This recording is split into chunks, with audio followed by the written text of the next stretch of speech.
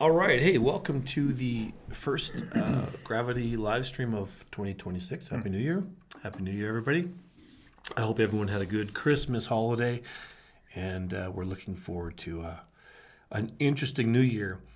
And I think we're off to a pretty good start. A lot of drama this week on the international stage affecting asset prices for anybody who's been paying attention.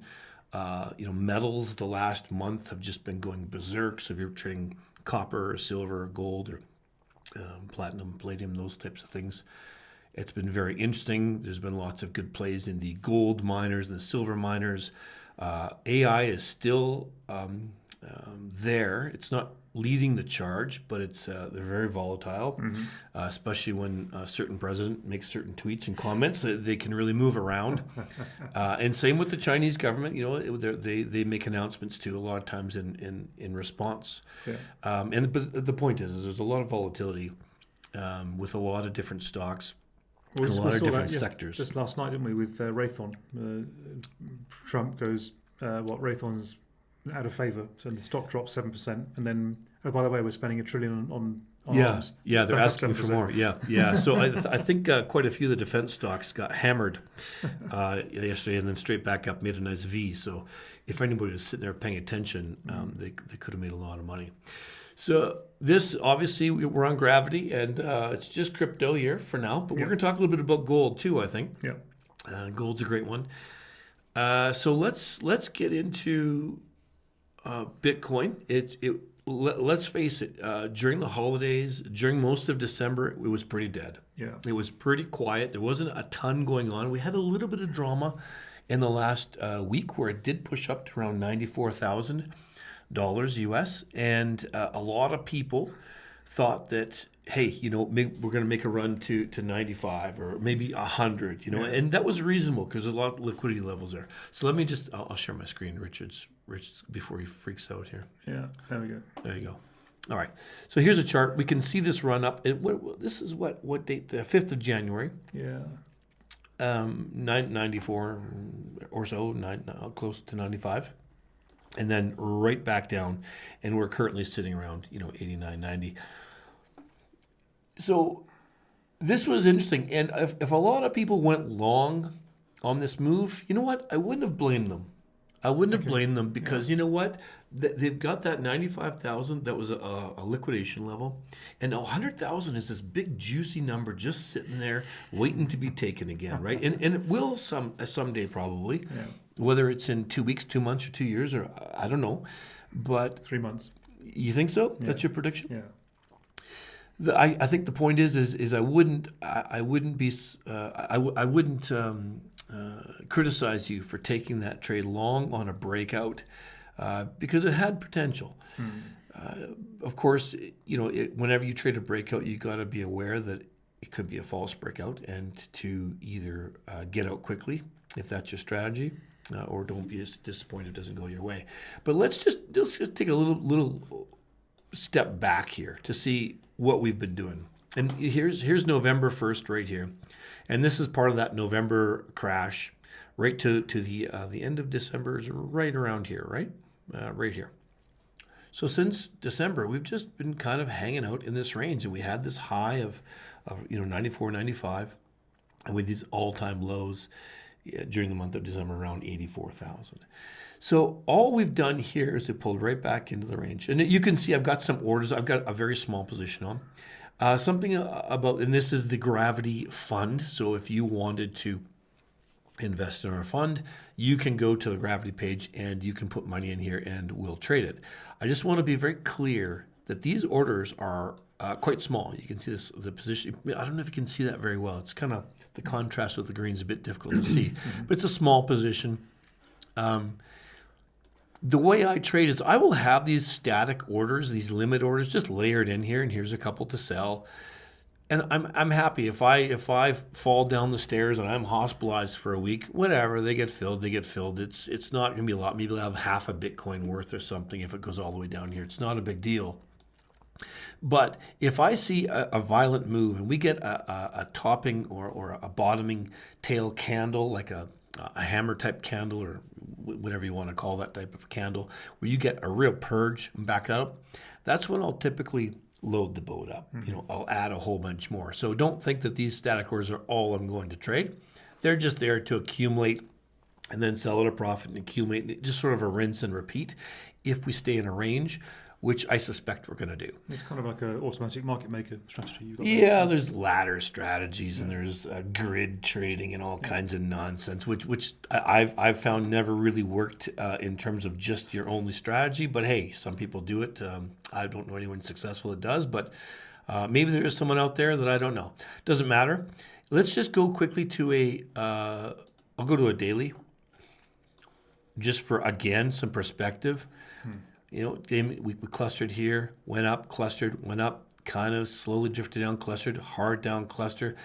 If we're going to break up above here, great, wonderful. But I don't think we're going to break the bottom of this range. Interesting. Anytime soon. I could be wrong. There could be news that comes out, but I'm perfectly happy to continue trading this range. And I'm very happy. I'd love it if it came down to like 86, 87, 85. I know that would freak a lot of people out, but I'd be loading the boat down there. And I'd be selling as it went back up. By the time let's say it did go to 85, and then over the next 3 weeks it went up to 92. Well, by the time it got to 92, I'd be mostly out. Maybe I'd have 10% of the position left. Yeah, actually, in my prop books, I'm net short the market here. You're net short right now, looking for a further move down. Well, I trade sort of semi-systematically. So I have a momentum bot that's giving me momentum information, and right now that's full short. And then what I do in options markets is I sell spreads against that momentum. So in case the bot's wrong, then I win on the spread, on the put spread. But net we're pretty short right now. Great. And again, Bitcoin, like everything else, is subject to crazy price moves based on news, and you never know. And I think too, some of our other accounts, our short put positions are somewhere down low 80s with a lot of other people, and our short call positions are 95 to 100, like a lot of people. And in fact, we'll see that if we take a look at the max pain. It's quite interesting, because there's a dynamic there, isn't there? If you're selling, say, 85k puts, and so and everyone else is, you'd imagine that if the market gets to 85k, it's going to push through. The trouble is that there's a lot of other value people out there who will say, "Oh, 85k is cheap for Bitcoin, I'm piling in." So there's this kind of complex interplay here. So I think it makes for a good range. We can see here, and this is CoinGlass. I've refreshed this, and this just shows the max pain, which is end of this month. This is the 30th of January. Is 90,000 is the max pain for options, and then if we look at this is that March? March. There's February doesn't have a lot of. No, it does. It's always the monthlies and the quarterlies. 95,000 for March. So which makes it reasonable that we'll touch 100k by March. In my mind. In your mind, okay, yeah. It's not by no means guaranteed. But. Yeah, and I looked just before this call. I looked and I could see that the a lot of people like to play with 18 to 20 to 22 deltas, and the 20 delta calls were at 105, I think. Okay. Because we've come down, Yes, 105 and 80 on the put side. Okay. Yeah, so that's kind of, I think, the range a lot of people are playing. I think it's right safe range. Yeah. Let's take a quick look at the liquidation heat map. This is the 24-hour, and we can see there's a bit more liquidity up here around 92,000. Not surprising, and a little bit down here at 89, which we're just $1,000 away or $800 away from. So there's not a ton down there right now. And again, so what does it say for 1 week? Let's take a look at the 1 week. It's on the downside. Yeah. Let's take a look at like 1 month.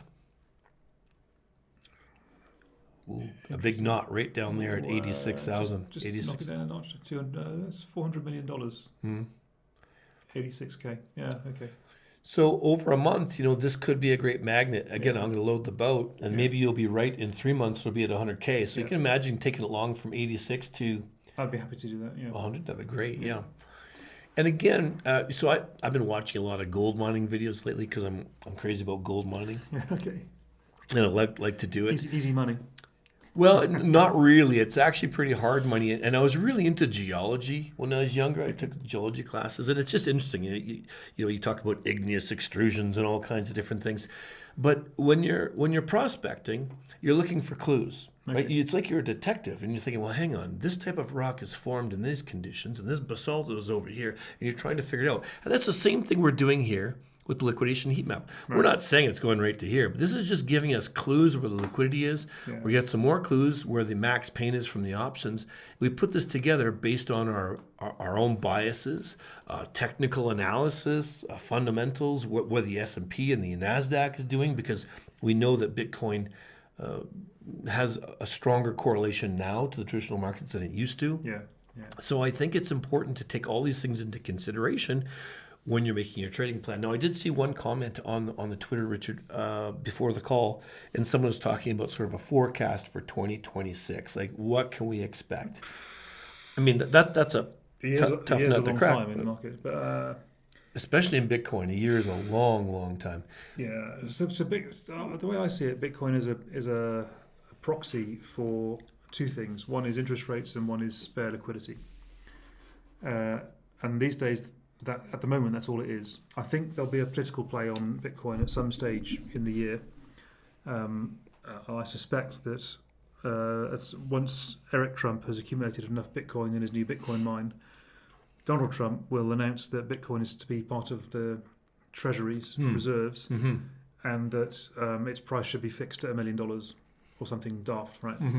And that will have an upward catalyst and focus interest on Bitcoin. But until then, I think it's just an interest rate proxy. So you trading Bitcoin, you're basically trading the TLT or rates, or and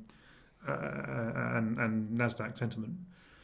And that's going to, I think that's going to be volatile this year because we've got wars all over the place, and these wars matter. Yeah. So we've got Venezuela, in which China and Russia have interests, and we've just had a decapitation coup there by the US. We've got the US committing piracy against Russian oil ships, which Russia will not forget.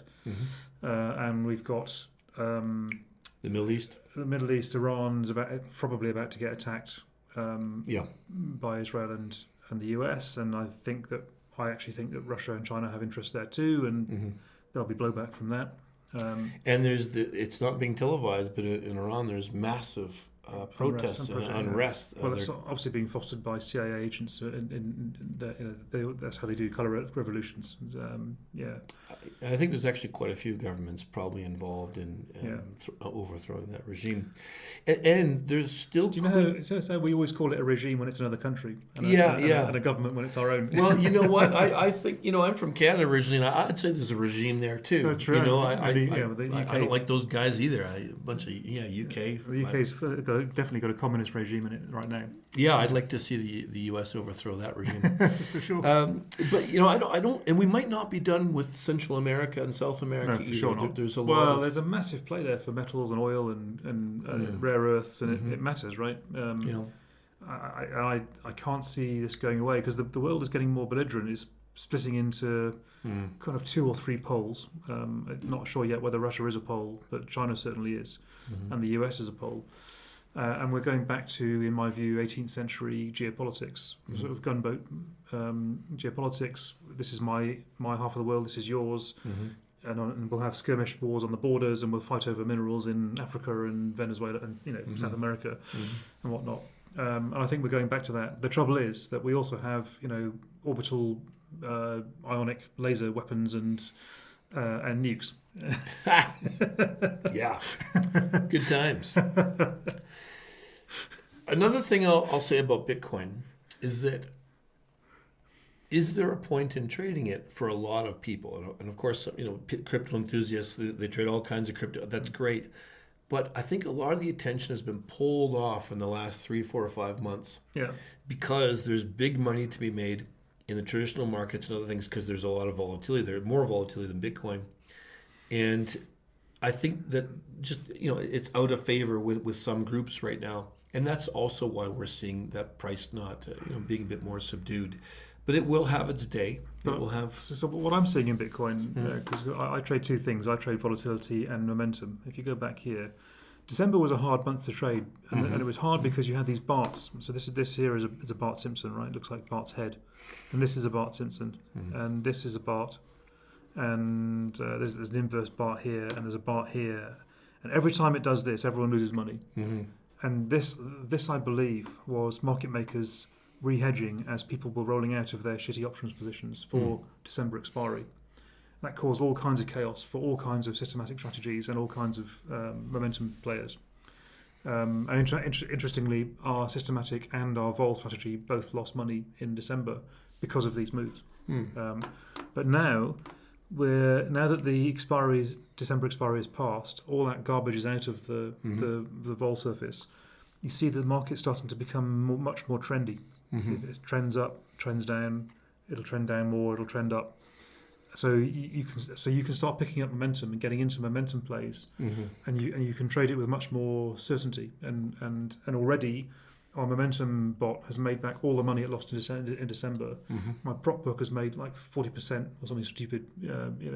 Just because you can just sit there and collect the momentum and collect the vol at the same time. And I think that continues for the next quarter at least. So I think it's a good trading time now. So now is a great time to scale up. I think this book will do well, certainly for the next quarter. What I want to say too is, even though Bitcoin might be out of favor in terms of how it was viewed, let's say a year ago, it's still going to have the volatility because if the trad markets have volatility, Bitcoin will too, for sure. by proxy. Yeah. So that's not to say that Bitcoin's going to be a dead duck. I don't mean that. It just won't have maybe the volumes. No, it's a supernova of volatility, which means you can make money. It's a 2 trillion-ish market, almost 2 trillion market that throws off money, cash. And why wouldn't you trade it? The other thing we wanted to look at was, hang on, before we move on to gold, 2026. Yeah. What's your prediction? Do you have a prediction, or have you even thought about it? For price? Yeah. No, I don't have a prediction for price, but I think it's as Sammy was saying yesterday, a friend of ours which we trade with, a 20, 30, 40% drop followed by a humongous rally is entirely possible. That's right.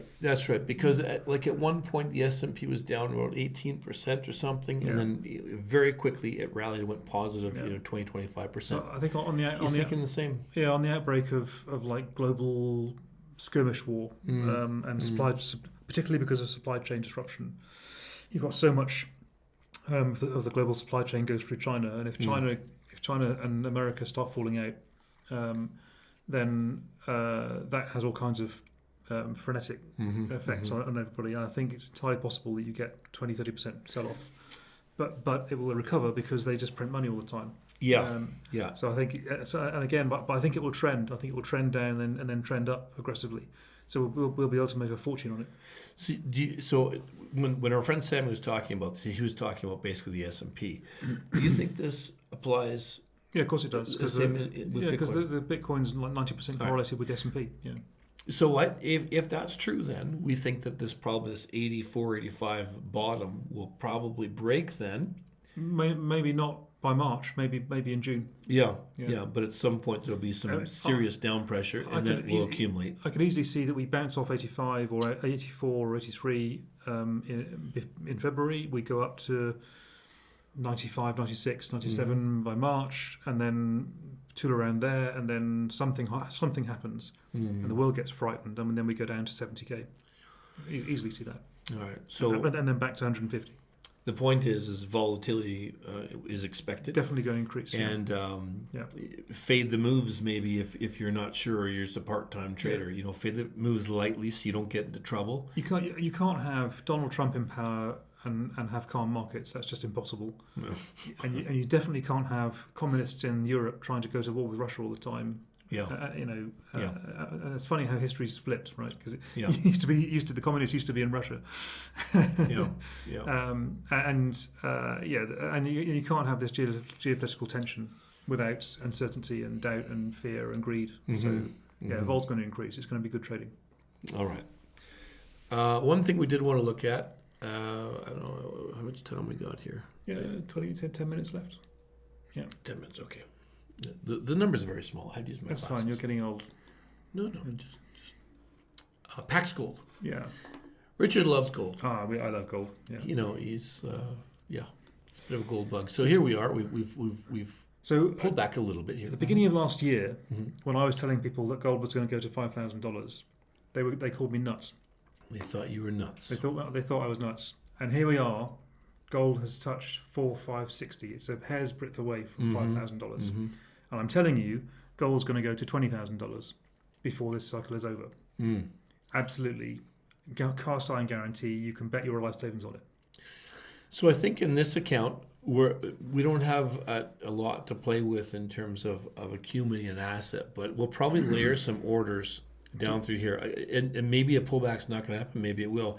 A lot of people are talking about a silver pullback. Yeah, if that happens, there'll be a gold pullback. And that'll be an opportunity because we think over time we're just going to keep heading north. Yeah. Is this perps or is this spot? Oh, perps. Perps. Okay, so we can lever it. Great. So I think if we layer in some buy orders on Pax Gold, and if it touches 4,300 again, I think we could afford to get aggressive.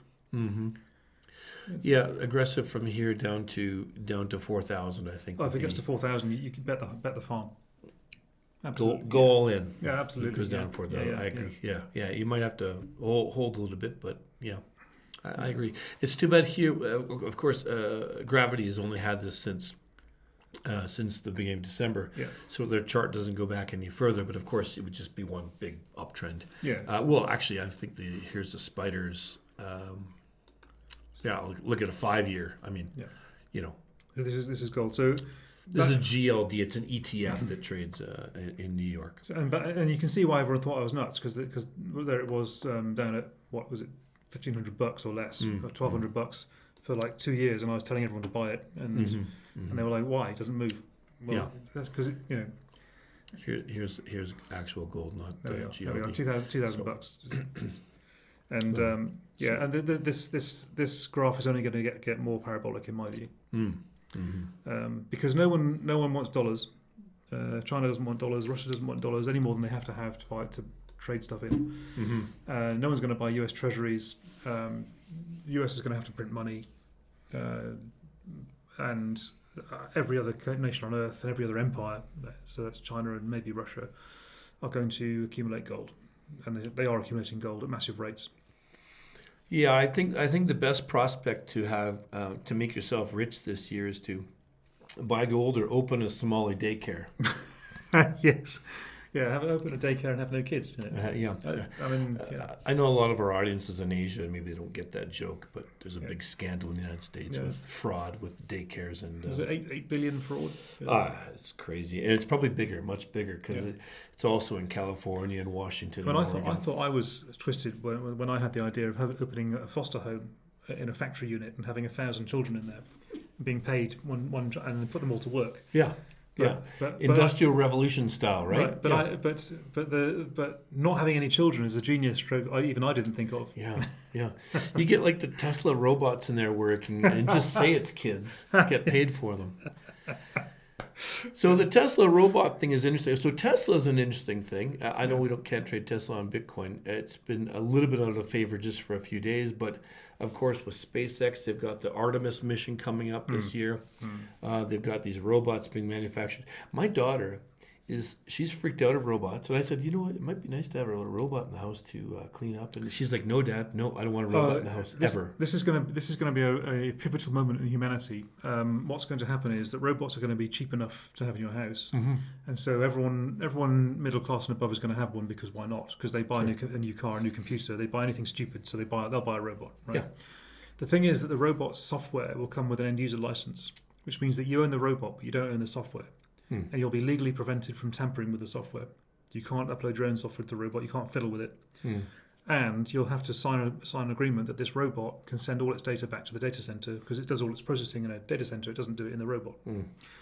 So you've now got a surveillance bot in every single house, which is capable of killing you if it wanted to. Yeah.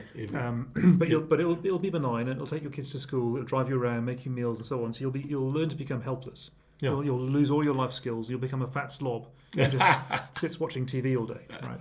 Or YouTube, whatever they watch these days. So hang on, why don't we start a robot company that doesn't use a data center, that it's completely autonomous? Because you'll never make any money, because it'll be. I'd buy that. Yeah, but you can't make money selling robots at 30k a pop. Without the ongoing data feed, because the reason that it's a profitable business is that the government will pay you for the surveillance of people through your robots. Yeah. And but worse than that, it'll then become, anyone who's got a robot will have lots of free time. Anyone who doesn't will feel enslaved, and people will start thinking that you're mad if you don't have a robot. And eventually it'll become law that you have to have a robot. Law? Yeah. Wow. Yeah. Totalitarian stuff. You'll be a social outcast if you don't have a robot, because you'll be accused of child abuse. Okay. And so we're heading down. I think Elon has a good heart, but he's leading us into a dystopian, horrific future. Well, we're going into that future no matter what. So who do we want leading us there? Because it's not going away. You can't get rid of technology, right? Yeah. Hang on, and all the nerds will get on board with a robot if it looks like the Mandalorian or something. Because that'd be pretty cool. Well, the next thing will be the hunter-killer robots. And robot wars in. Yeah. I mean, and then you're going to have robots to protect you from robots, and sure, it's going to make sure. We just need to move to a new planet. That's really the solution. I think that's what Musk's plan is, right? Yeah. All right, we got off track there, a little bit off topic, but all joking aside, Tesla. I'm not joking. Tesla is an interesting asset to trade right now. Yeah. For people who are not trading it. Okay, for Bitcoin. Hey, I'm trading the range. Yeah. I mean, I zoomed out. This is no big deal. This is a bit of a pullback just into this range. I'm praying we come down here so I can load the boat, and I'll sell it as we go back up. And that's what I'm thinking. Whether that takes 2 days or 2 weeks, I don't know. The other thing I'll mention, I think I've mentioned it before, is on average every 90 days, Bitcoin moves about 10%. So just don't be surprised. Don't be surprised. So here's from tip to tail. We're only down. What is that? 5.5? Yes, yeah, about 5.5. Yeah. So if we're talking 10%, we're right down at the bottom of the range. Exactly. Yeah. So don't be surprised. Now I'm not saying this is the time when it's going to do it. It might just go right back up and bounce around for a while. Who knows? These things don't always happen cleanly. I'm pointing, but actually, on the mouse, this is actually starting to look a little bit like a. You can imagine if you had one, head and shoulders. Head and shoulders. If you had one there and then down again, yeah, that wouldn't surprise me. Yeah, it's a developing head and shoulders for sure. Yeah, and so I kind of that doesn't mean there won't be like a little quick spike up to here and then back down. Yeah. Sure, it's Bitcoin, that can happen, but I'm happy to accumulate. Like I say, into the mid 80s. Our bot is convinced that it's to be short right now. I see. And it's not quite a robot yet, but it's not a robot yet. But it is developing sentience. It's not. It's not. It's just a program that runs on your computer. All right. Next week, I'll tell you about some very interesting findings by a guy called Michael Levin, who found emerging intelligence even in simple programs that was unintentional and measurable. Really? Yeah. Really? I'll give you the link to the YouTube video so you can post it in the channel. I think everyone on the planet should watch that video. It's an interview between Lex Friedman and I think his name is Michael Levin, and he does. He sounds crazy, but everything he does is backed up with experiment. Well, wouldn't that mean simple programs like slot machines and parking meters and everything would then develop sentience? The specific example he gave was the sort algorithm. He had there are several sort algorithms in computing, and he took two sort algorithms and made, rather than make the algorithm operate on the data, he gave each data its own algorithm. So each point of data was its own semi-intelligent bot, and it was told, use this algorithm to sort yourself in the range, and different data points were given different algorithms. And what they found was that even when approached that way, the sort worked.